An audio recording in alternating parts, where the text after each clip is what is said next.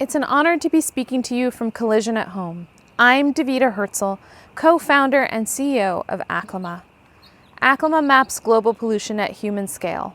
By measuring and analyzing air pollution and greenhouse gases block by block, our platform helps governments, communities, and businesses reduce emissions and work together to improve public and planetary health.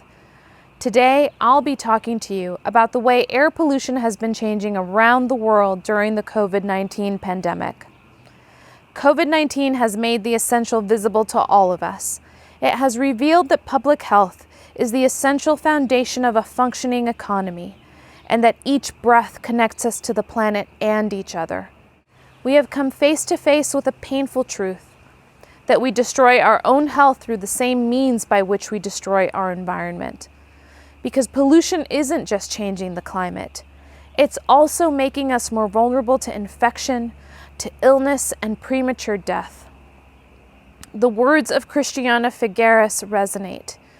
People, planet, and economy inextricably linked. When all three are healthy, all three are strong. During COVID-19, that inextricable relationship has come into high relief. New research is now showing that long-term exposure to even slightly elevated levels of pollution are associated with increased rates of death from COVID-19. Ironically, at the same time as this new science is emerging, we've experienced short-term reductions in air pollution in cities around the world.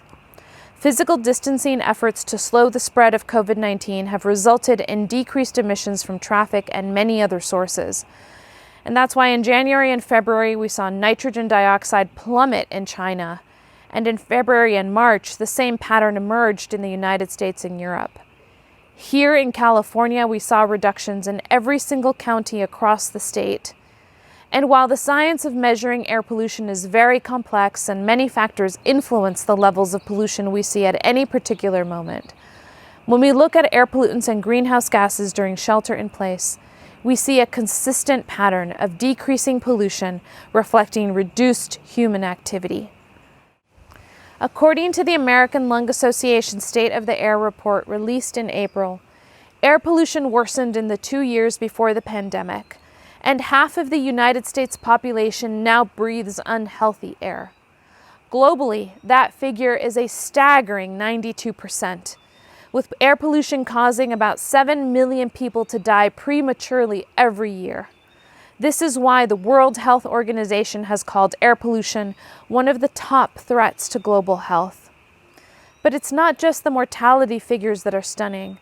The effects of air pollution permeate every single organ in the human body at every stage of life and are connected to a broad spectrum of disease, from heart disease to diabetes, and now COVID-19. The OECD has determined that air pollution costs us trillions of dollars every year from overwhelming healthcare costs and lost productivity. However, pollution exposure is not uniform.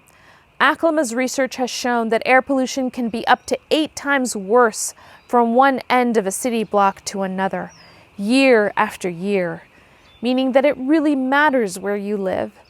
These hyper-local differences in pollution exposure often follow long-worn grooves of structural injustice, making people of color more vulnerable to exposure. This has translated to increased risks for serious complications from COVID-19 in communities of color. But these disproportionate impacts are nothing new, which is why Illinois Congresswoman Robin Kelly is leading the creation of a COVID-19 Racial and Ethnic Disparities Task Force, along with Senator Kamala Harris, to gather data about disproportionately affected communities and provide recommendations to combat racial and ethnic disparities in the COVID-19 response. In the United States, we've seen a higher burden of air pollution exposure in communities of color for generations, resulting in higher rates of asthma, cancer, heart disease, respiratory illness, and shortened lifespans. One of the most significant patterns that emerges when you take a closer look at the data is that changes in pollutant levels weren't the same everywhere. For example, we saw that air pollutant levels in inland counties in California The same counties that have had historically higher levels of persistent pollution exposure fell further and faster than coastal counties. Portside communities that have also had disproportionately high exposure to pollution experienced comparatively cleaner air during shelter in place. Take West Oakland, for example, a historically impacted community wedged between freeways and one of the largest ports in the United States and populated primarily by people of color, where carbon dioxide levels were nearly always above the regional average prior to shelter in place. In mid-March, however, when schools started shutting down, West Oakland CO2 levels dropped sharply, going below the regional average and the levels at the coast. In fact, levels of CO2 in West Oakland dropped by about 60%, whereas the Bay Area as a whole dropped by 50% during the first 3 weeks of shelter in place, compared with the 3 weeks before. But not all pollutants dropped to the same degree, pointing to different sources of pollution in different communities. In San Diego, Portside, and border communities, black carbon went down more than 30%. Carbon monoxide went down 20%, and carbon dioxide went down about 50% in the first 5 weeks during shelter in place, compared with the 5 weeks before. By measuring changes in air pollution and greenhouse gas levels over time, cities and communities can learn from each other, because data helps us see what works and what doesn't when it comes to reducing emissions and protecting public health. People with the greatest long-term pollutant exposure are both the most vulnerable and also the most likely to benefit from interventions and direct resources. Allowing emissions to return to pre-pandemic levels and resume their upward trajectory would run counter to everything needed to protect public health for the long term. It's easy to forget that just a few months ago, for the first time in its 15-year history, the World Economic Forum's Global Risk Report indicated that all 5 top risks by likelihood in 2020 were climate-related. In recent months, we've seen deadly cyclones in India and Bangladesh, devastating bushfires in Australia, and swarms of crop-devouring locusts sweeping across Kenya and India.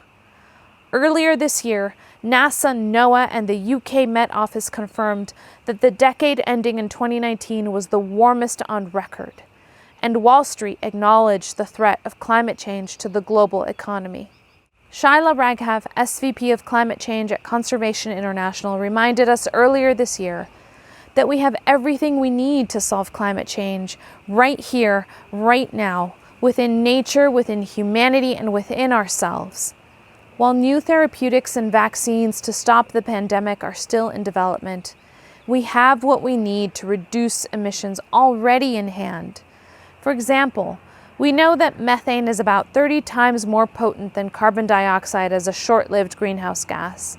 And we have the technology to find methane leaks early and often as we make the transition to renewables, taking them out of the climate change equation and preventing catastrophic emissions and explosions. But technology alone isn't enough. We need people to work together to solve these tough problems across academia, governments, communities, and businesses, which is why we've been working with Google to unlock a new form of air quality measurement that gives us a block-by-block view of human exposure. Over the course of 4 years, we generated over 42 million hyperlocal measurements of air quality throughout California. And today, Aclima and Google are making this entire massive air pollution data set freely available to the scientific community to advance our understanding of local emissions and how to reduce them at scale. COVID-19 has illuminated the fundamental truth that clean air is essential to a healthy and prosperous future, and the call for equity across every corner of our planet is challenging us to ensure that we don't leave anyone behind. To repair our economy and ensure its resilience and its inclusiveness, we can and we must solve for public and planetary health at the same time. Thank you.